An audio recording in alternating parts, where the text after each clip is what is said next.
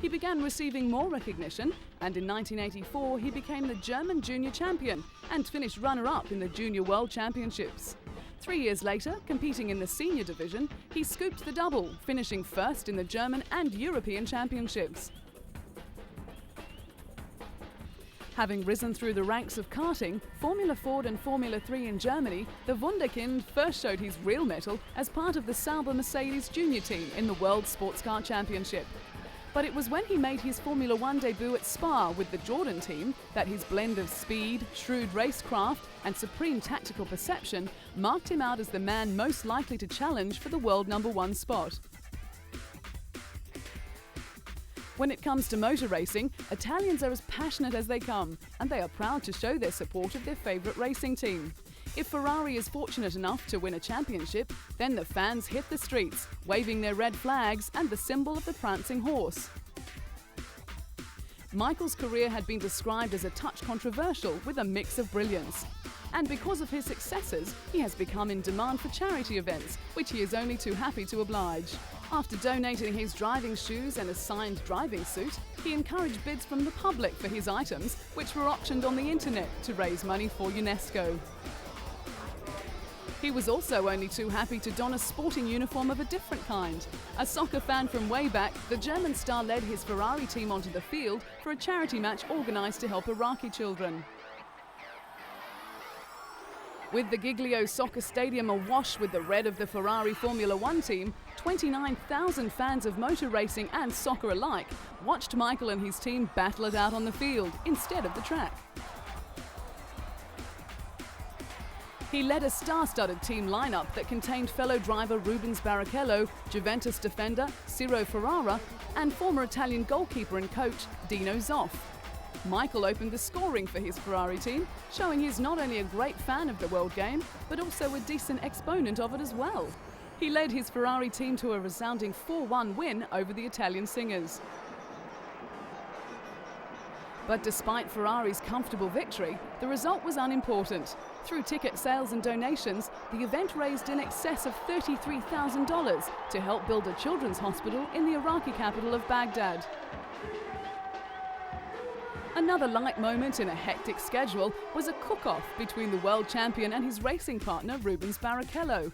In Melbourne for the 2003 Australian Grand Prix, the duo had the chance to compare their culinary skill, both preparing a tasty pasta dish. In the interests of fair play, the contest was declared a draw, with both men showing their skills aren't only confined to the track. Just to add to the competition's sense of fun, Real Madrid soccer star David Beckham sent the drivers a text message saying, "I hope the only thing you burn this weekend is rubber." But with the fun and excitement comes an element of danger. Italian racer Alex Zanardi's near-fatal crash cost him both his legs, and it sent shockwaves through the racing teams. When preparing for a race at the Milan circuit, Michael's unease grew as the news filtered through of the crash. In that race, Michael finished fourth, a race that would remain exceptional in the German's recent career. It was to show the last time he had been off the podium, and the only time since 2000, that he had finished a race outside the top three. For the rest of 2001, barring 2 retirements, Michael finished 14 times in the top 2 positions. In 2002, he had won a record 10 races, was second 3 times and third once. The impressive list showed the steely determination Michael was well known for, and he went on to break a series of records, including the most points scored in a single championship with 122, one less than his own 2001 record. Considered the best Formula 1 driver in the world and one of the best of all time, Michael's signature moves and famed aggression has allowed him to realise a dream that began over 25 years ago.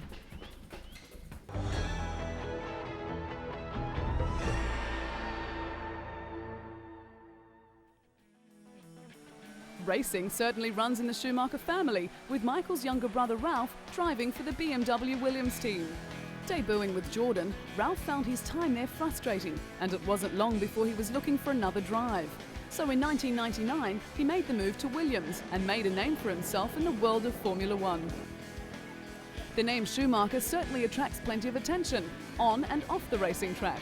When Ralph married his wife Cora, the Formula One driver made an impressive entrance by flying to the church in a helicopter. With fans lining the street outside the church in Austria, Ralph and his bride emerged from the church to the waiting crowd. The year before, the couple had married in a low-key civil ceremony without family and friends. But this time, big brother Michael was asked to be the best man, and he was happy to oblige. After the event, Michael slipped out the back entrance while Ralph and his wife posed for pictures before leaving for Cologne. The world of Formula One is big business, with many promotional days planned for racing enthusiasts. When Ralph was in Russia, he found the time to support the Formula One Driving Day, which was set up to promote safer driving in Moscow. Road fatalities are commonplace in the Russian capital, and it seemed appropriate to see a Formula One driver at the wheel whilst navigating the dangerous roads. Ralph was only too happy to pass on his wisdom, but had to swap his racing car for a more modest mode of transport before signing a few autographs for the F1 fans. Formula One racing is an extremely dangerous sport, and the Williams team has experienced plenty of tragedy in their history. But with Ralph at the wheel, he has brought a new lease of life, bringing his determination and sheer skill to the famed racing team. It is a combination that has won the admiration of Formula One fans around the world.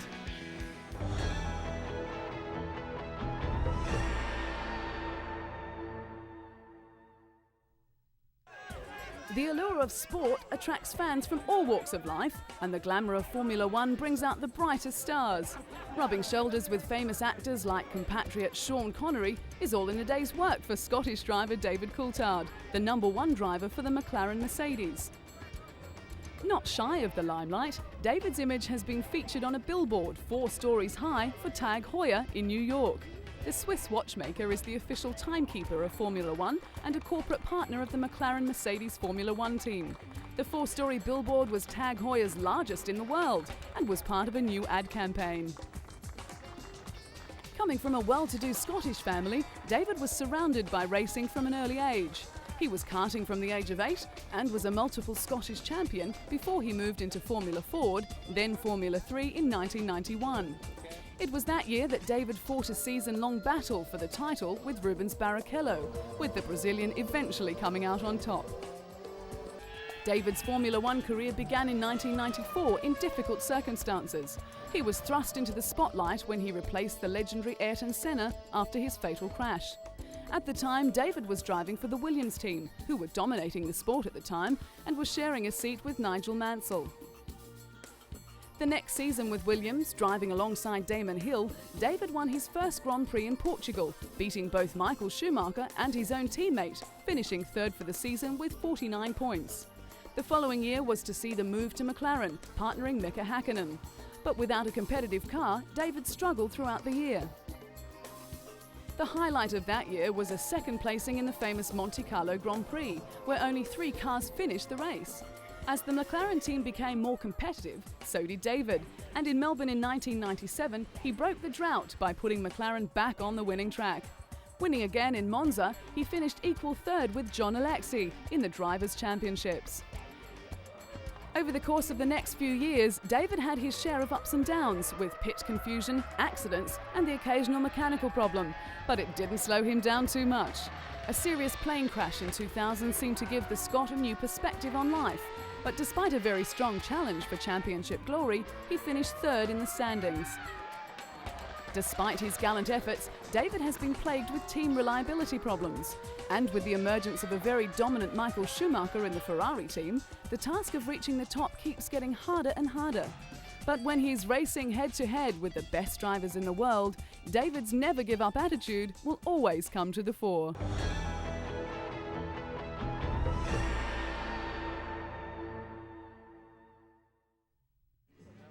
On a 4-day Ferrari team skiing holiday at the Madonna di Campiglio resort in Italy, Rubens Barrichello and his teammates made the most of the pre-season getaway.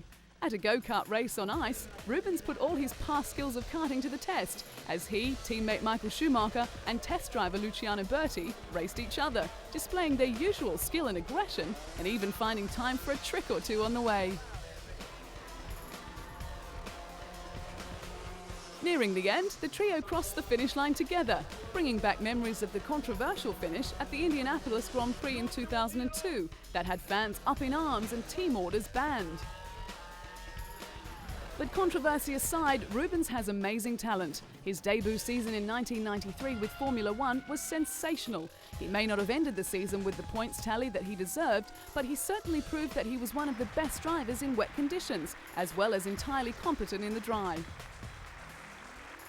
The Brazilian went from Jordan to signing a multi-year contract with the new Stewart Ford team, but the move proved to be a disaster. He then received the call to go to Ferrari as teammate to Michael Schumacher. It was a tough job, but Rubens was strong enough to cope, and in 2000 he took his first win in the German Grand Prix.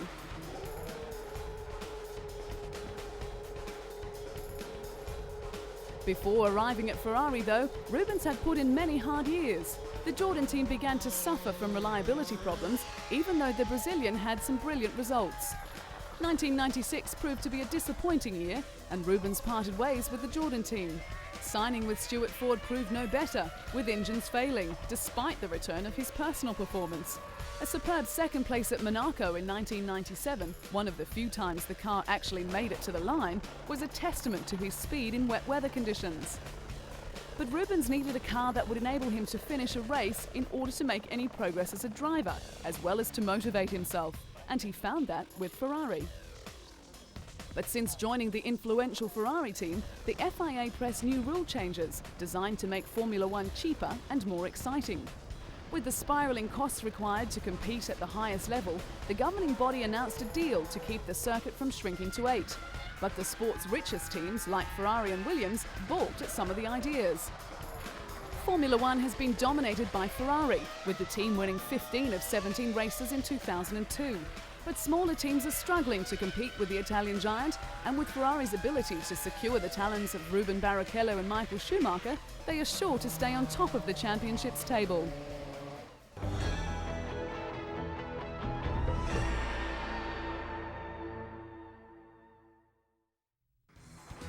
Two-time Formula One champion Mika Häkkinen retired in 2002, ending a career that spanned for more than a decade.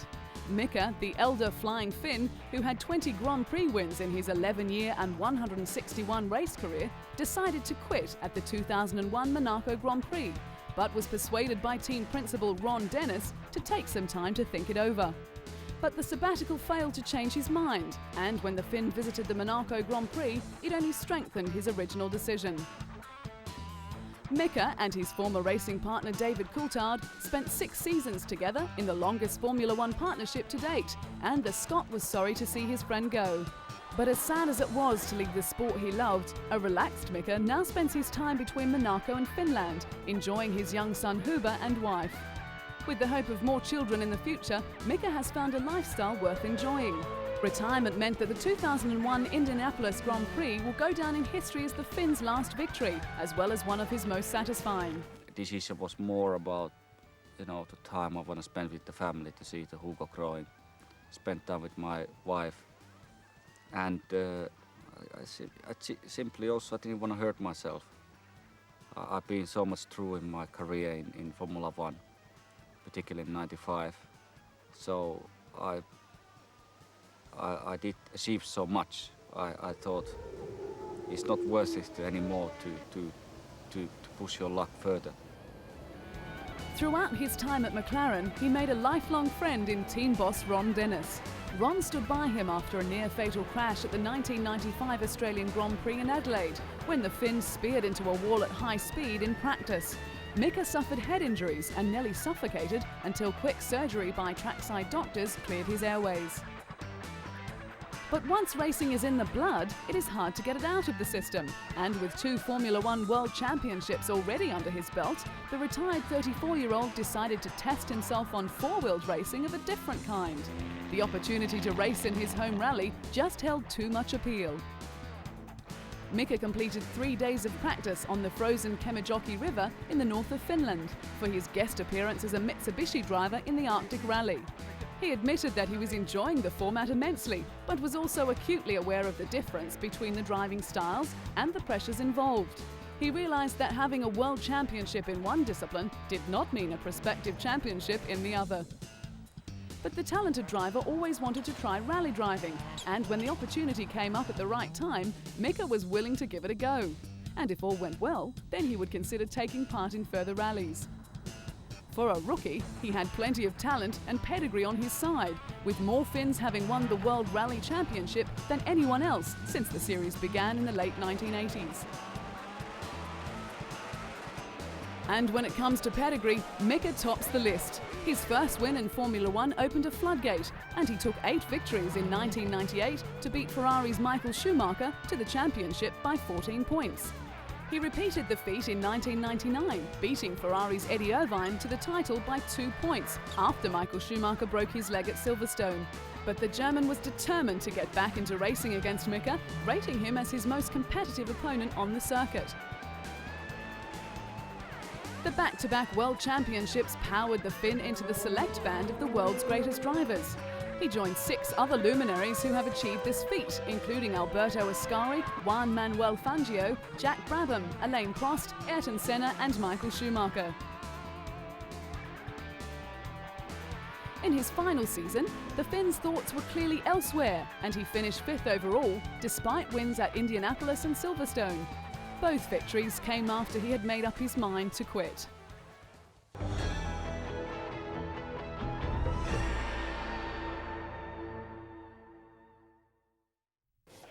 Juan Pablo Montoya made an impressive debut into Formula One, fully justifying the faith shown in him by Frank Williams. Even though he was frustrated from having to retire from 11 of the 17 races, 2 of which he could have won, the talent that impressed the Williams team in the beginning shone through. Juan Pablo Montoya. It was his raw talent that earned him the Laureus Sports Award and thrust him into the spotlight. He continued to impress in his debut season, earning his first win in Monza. Despite all the setbacks, Juan managed to accumulate an impressive 31 points, finishing 6th overall in his first season. Life off the track for Juan was just as successful as his racing career, with the Williams driver marrying Connie Freidel in a private ceremony in Colombia. The couple were accompanied by 300 family and friends when they wed in the temple of Santo Toribio de Cartagena. With Colombia suffering from constant violence, the area was surrounded by security agents and hovering police helicopters. Returning to his home country, the Formula One driver was inundated with well-wishers, including a call from Colombian President Alvaro Uribe. When Juan had the opportunity to trade places with NASCAR champion Jeff Gordon, he grabbed it wholeheartedly. Jeff drove the BMW Williams, and Juan turned laps in the NASCAR Winston Cup car at the Indianapolis Motor Speedway's infield road course. This was the first time the 2 racing stars had driven their respective cars, and it was an event they fully enjoyed. In the event named Trading Paint, Jeff, a 4 times NASCAR champion, and Juan, fresh off a Formula One victory at Monaco, burned up the circuit. Even though the racing was competitive, the day was a break from the grind of Formula One. After the ride, Juan joked that he thought there was not enough braking power in the stock car and that he needed a parachute to stop. It wasn't long before it was back to the serious business with Williams, and with the dominance of Ferrari and Michael Schumacher, the Williams team was looking for a boost. Founded by Frank Williams in the late 1960s, a lack of financial support made success difficult to achieve. The team's first win came at Silverstone in 1979, followed by a Drivers' Championship for Alan Jones and a Constructors' title in 1980. In 1986, Frank Williams was involved in a road accident which left him paralysed. Despite the trauma, the Williams drivers, Mansell and Piquet, dominated, with Alain Prost claiming the championship. Frank realised a dream when he signed Ayrton Senna, but it turned into a nightmare when the brilliant Brazilian driver was killed at Imola. This left Damon Hill in the driver's seat, winning the title in 1996. It was in 1999 when Frank acknowledged the talent of Juan, organising a swap deal for the Colombian to take up the role in the Chip Ganassi team. There he flourished, taking the kart title in his rookie year. He claimed 7 wins throughout the season, as well as 7 poles, becoming the youngest champion in the history of the sport. Although Frank Williams wanted Juan back for the 2000 season, he remained with the kart series. He also went on to win the Indianapolis 500 on his very first attempt. Returning to Williams in 2001 to partner Ralf Schumacher, Juan saw his first Formula One victory. He secured several podium finishes and 3 pole positions in his debut season. A tussle with Michael Schumacher when the Colombian refused to back down to the German, and a fierce confrontation with Jacques Villeneuve caused quite a stir on the track, and his aggressive driving style has become a trademark for the fiery Williams driver.